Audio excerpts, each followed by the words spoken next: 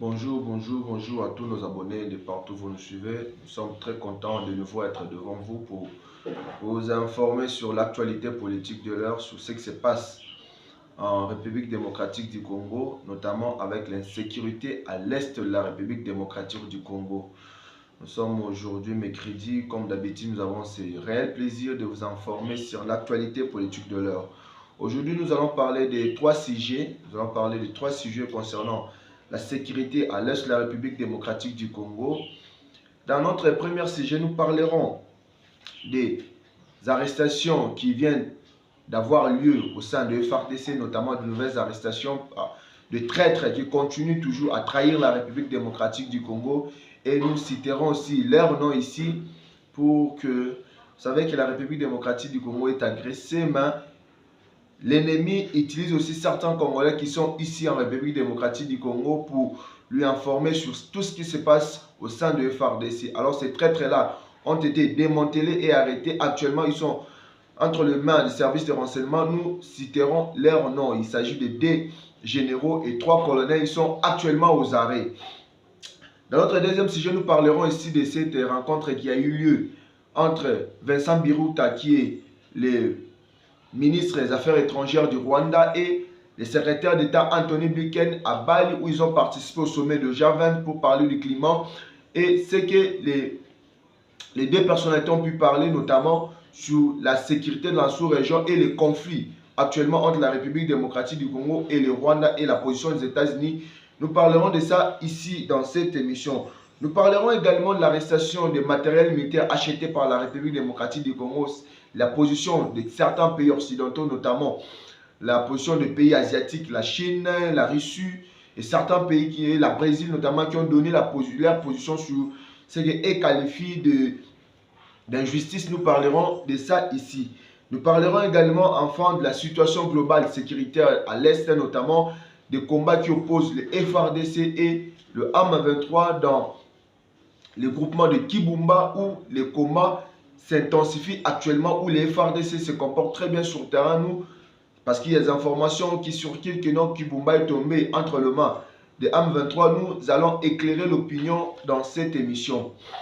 Nous demandons à tous ceux qui nous suivent de partout où vous êtes de vous abonner massivement sur la chaîne Aigle Soleil Télévision, d'activer la cloche de notification. Surtout, n'oubliez pas de partager la vidéo, de suivre la vidéo jusqu'à la fin, car les titres que nous annonçons, nous les développons au sein de cette émission.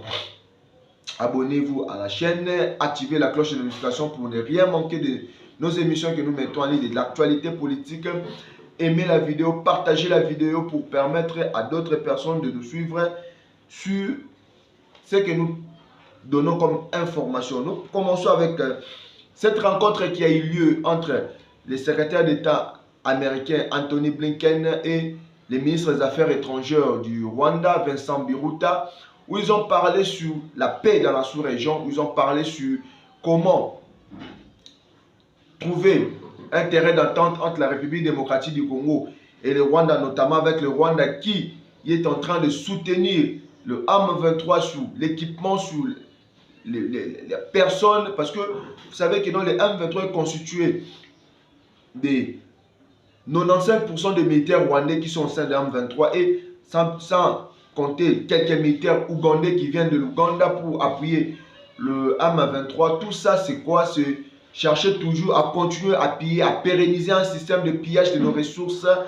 à l'est de la République démocratique du Congo. Alors, les deux personnalités ont eu un temps pour parler sur la sécurité dans la sous-région.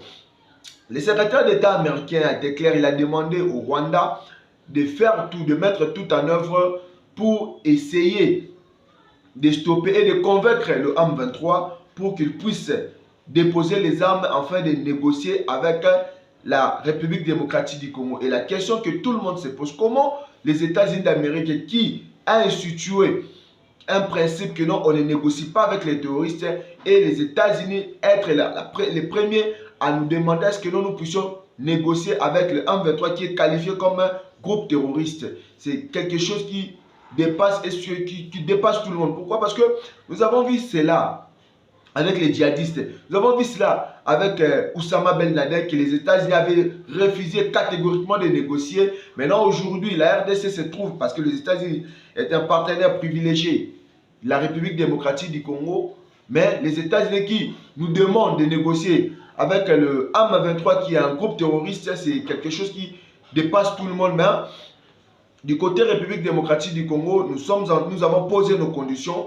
Nous avons posé d'abord les préalables pour que nous puissions nous retrouver dans une table de négociation, dans une table de pourparler avec le M23. La RDC a dit que non, oui, on peut négocier, mais il faut d'abord que non, le M23, qu'il puisse d'abord quitter les positions qu'ils occupent actuellement, notamment à Kiwanja, à Rutshuru Centre, à Shengerero, à Shanzu, à Bunagana. Ils doivent d'abord quitter toutes ces positions pour retourner là où ils viennent, afin que nous puissions nous retrouver dans une table de négociation. C'est ce qui a même retardé et repoussé la date d'aujourd'hui, parce que c'était aujourd'hui le 16 que non, les pourparlers de Nairobi devaient reprendre main, vu la persistance des attaques de M23. C'est ce qui a fait que non, la journée d'aujourd'hui, l'ouverture des pourparlers de Nairobi puisse être repoussée au 21 novembre, c'est-à-dire le 21 de ce mois, c'est-à-dire dans quelques jours ici, dans plus ou moins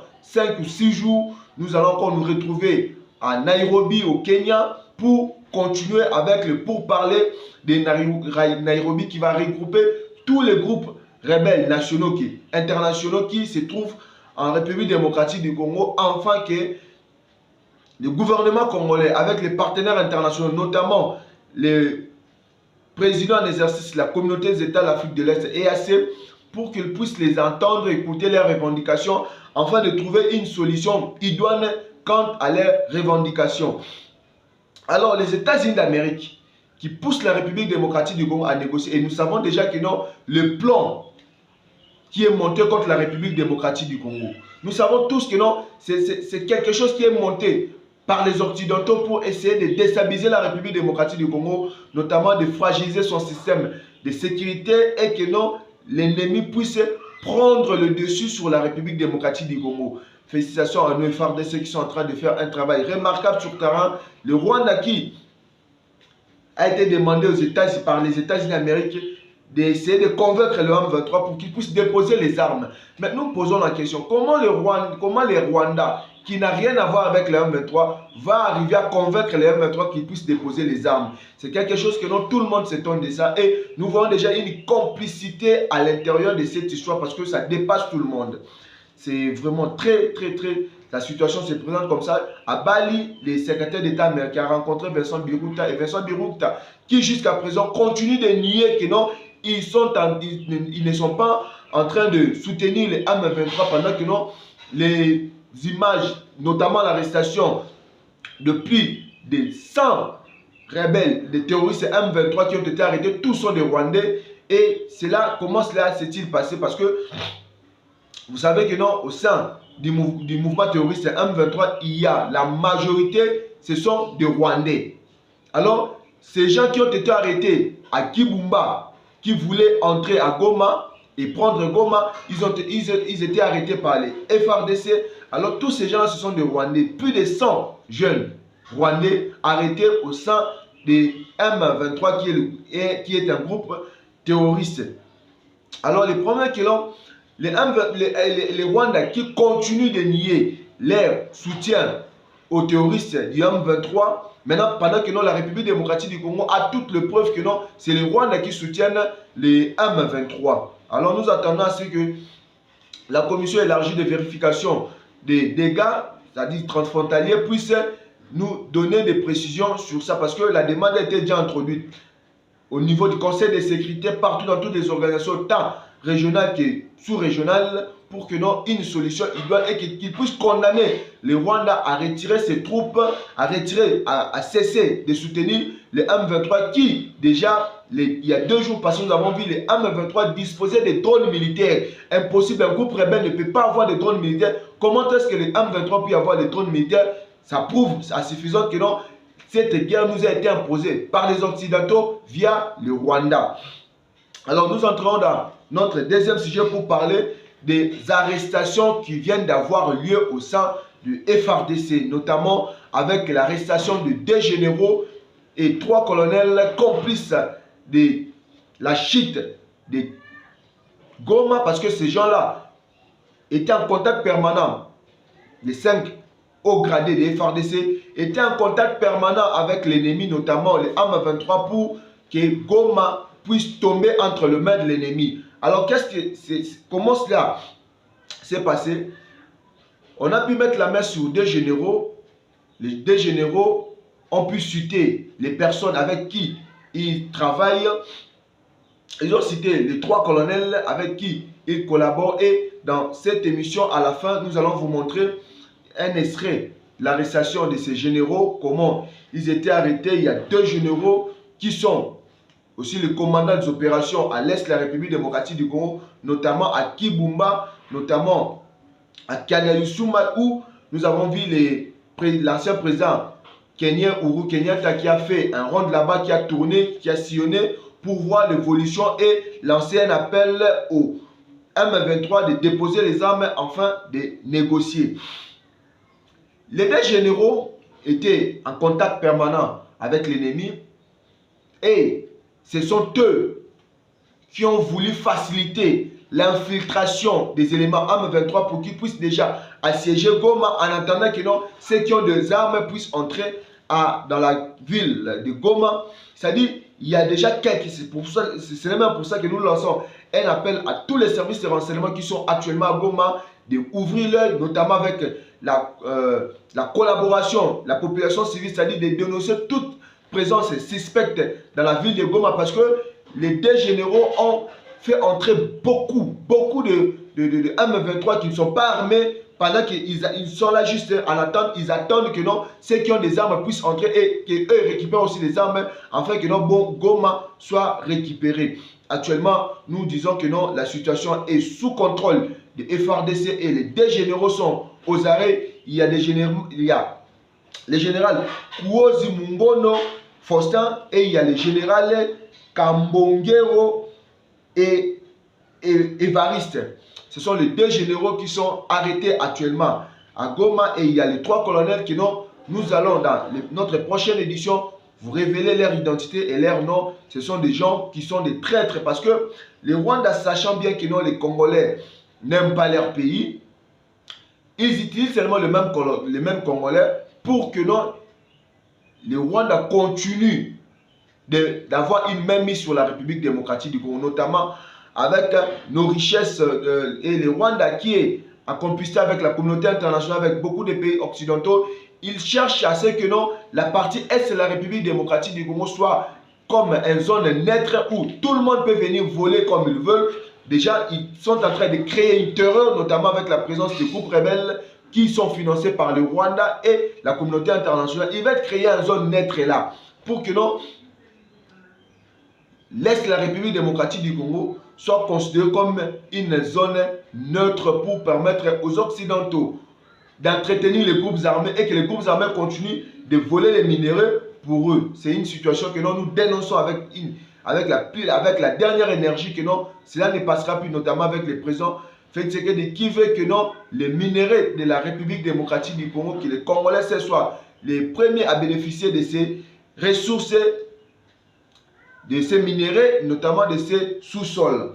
Et nous parlerons également de l'arrestation de matériel militaire de la République démocratique du Congo sur ordre de la France qui a donné l'ordre pendant que vous savez très bien que c'est la France qui assure actuellement la présidence du Conseil de sécurité de l'ONU et sur ordre de la France qu'on a arrêté des matériels militaires. On a dit aux transporteurs qui devaient acheminer des matériels militaires achetés par la République démocratique du Congo pour permettre au FARDC de défendre l'intégrité territoriale de la République démocratique du Congo. Et ces matériels militaires ont été arrêtés sur ordre de la France. Et jusqu'à présent, ils nous disent que c'est parce que la République démocratique du Congo n'est pas sur un régime d'embargo, mais sur un régime de notification. Et nous posons la question maintenant, régime de notification et régime d'embargo, quelle est cette différence? Parce que lorsque vous empêchez à un pays souverain qui est menacé actuellement de prendre possession d'armement pour se défendre, pour défendre l'intégrité territoriale, vous ne voyez pas qu'il y a une complicité parce que la France qui est un bon ami du Rwanda, et le Rwanda qui nous fait la guerre, nous voyons déjà cette complicité parce que dernièrement, il y a un ministre des Affaires étrangères de la France qui s'est rendu au Rwanda, Kigali, où il a rencontré le président Paul Kagame pour parler notamment du conflit République démocratique du Congo et le Rwanda. Et depuis que le Rwanda a vu que nous disposons actuellement des avions de chasse, des hélicoptères d'attaque, le Rwanda a plaidé auprès de son ami qui est la France d'empêcher à ce que la République démocratique du Congo continue d'acquérir des matériels militaires, parce que si la RDC dispose actuellement d'un arsenal militaire très fort, ça aura comme conséquence que non, le Rwanda sera, notamment Paul Kagame, sera chassé du pouvoir, et les Occidentaux qui ont toujours utilisé Paul Kagame pour déstabiliser l'Est et voler les minéraux stratégiques de la République démocratique du Congo, ils n'auront plus accès à nos ressources, à nos minéraux, c'est ce qui aura comme conséquence que l'affaiblissement des Occidentaux. Et les Occidentaux qui tiennent toujours à avoir la République démocratique, à avoir une mainmise sur la République démocratique du Congo, c'est pour ça qu'ils sont en train de créer toutes ces stratégies pour ne pas permettre à la République démocratique du Congo d'avoir des moyens conséquents pour se défendre et défendre l'intégrité territoriale de la République démocratique du Congo. Alors nous avons déjà lancé, nous avons déjà donné 70 heures qui expliquent demain à la France, aux États-Unis, qu'ils doivent libérer les matériels militaires achetés par la République démocratique du Congo pour nous permettre de nous défendre, parce que et même, il y a l'ambassadeur de l'Union européenne en République démocratique, Jean-Marc Châtelier, il y a l'ambassadeur français en RDC, il y a beaucoup de gens, il y a même Bintou Keïta qui est la représentante du secrétaire général de l'ONU en République démocratique du Congo, la patronne de la MONUSCO, qui avait dit que non, la République démocratique du Congo a le droit d'acheter toutes les armes qu'elle a besoin. Maintenant, aujourd'hui, comment on achète des armes et ils bloquent ces armes-là, ils veulent savoir le contenu, ils veulent savoir toutes les marques que nous avons. C'est-à-dire, c'est pourquoi, c'est pour donner l'information à l'ennemi des armes que nous disposons, afin que l'ennemi puisse disposer des armes plus fortes que nous. Avec quel objectif? De prendre la partie est de la République démocratique du Congo, notamment la province du Nord Kivu, qui est riche en minéraux. Nous parlons de notre dernier sujet pour parler de la situation générale, la situation sécuritaire à l'est, notamment à Kibumba et à Goma. Actuellement, la situation est sous contrôle. Il y a des médias qui sont manipulés par les Occidentaux, manipulés par le Rwanda, qui donnent des informations, des fausses informations qui disent que non, Kibumba est tombé entre les mains de l'ennemi. C'est faux et archi faux. Actuellement, les FARDC maintiennent leur position et ils sont en train de contenir l'ennemi, et les FARDC qui ont repoussé l'ennemi jusqu'au parc de Virunga. Les FARDC sont en train de ratisser la zone, notamment par des patrouilles, pour chercher comment repousser le plus loin possible le M23. Et il y a des compatriotes congolais qui sont manipulés par le Rwanda, qui sont manipulés pour donner des fausses informations et créer la panique à la population civile qui est déjà victime de beaucoup d'atrocités, notamment des psychoses et notamment de terreur. Nous lançons un appel à toute la jeunesse congolaise de s'enrôler massivement au sein de FARDC pour que nous puissions constituer une armée forte, et avec la volonté du président Tshisekedi que nous ayons une armée moderne et professionnelle, afin de défendre l'intégrité territoriale de la République démocratique du Congo. Malgré que nous sommes agressés, nous savons que non, avec Dieu, tout est possible et rien ne sera devant nous tant que nous sommes unis. Et c'est le moment de lancer un appel à tous les politiciens. Nous devons mettre nos divergences politiques de côté et voir que non, la patrie est menacée. Mettons-nous ensemble pour que non, nous puissions défendre notre mère patrie, nous puissions défendre le pays qui nous a été légué par Patrice Emery Lumumba, Etienne Tshisekedi Mulumba et tous les héros, Laurent Désiré Kabila, tous ces gens qui sont morts pour la République démocratique du Congo. Nous devons nous mettre ensemble pour défendre ces grands pays, ces pays convoités par beaucoup de nos voisins, notamment par les multinationaux, qui veulent que non, la RDC ne puisse pas avoir une stabilité, que la RDC soit toujours sous menace, afin de leur permettre de concrétiser leur appétit criminel, qui est de tuer la population civile. Et nous avons entendu le président Uhuru Kenyatta qui a dit que non, la population civile congolaise meurt innocemment par qui? On nous impose une guerre que nous n'avons pas déclarée, mais avec Dieu, nous savons que non, les choses iront en avant. Continuons à soutenir le commandant suprême des FARDC et de la police nationale congolaise, le président Félix Antoine Tshisekedi Tshilombo. Soutenons nos efforts de section sur terrain. Prions pour eux pour que non, la victoire, car avec Dieu, la victoire est certaine. Et pour aujourd'hui, nous allons nous arrêter ici et nous appelons que non, vous puissiez nous suivre aussi les soirs où nous allons vous parler sur la situation sécuritaire à Kibumba, notamment avec la descente de l'ancien président Uhuru Kenyatta et facilitateur pour la paix à l'Est de la République démocratique du Congo, choisi par l'Union africaine, par les partenaires internationaux, notamment par la EAC, Eastern Community africaine, la communauté des États de l'Afrique de l'Est, pour que non, la paix revienne à l'Est de la République démocratique du Congo. Pour aujourd'hui, nous allons nous arrêter ici, que la paix quitte nos âmes et que Dieu bénisse la République démocratique du Congo.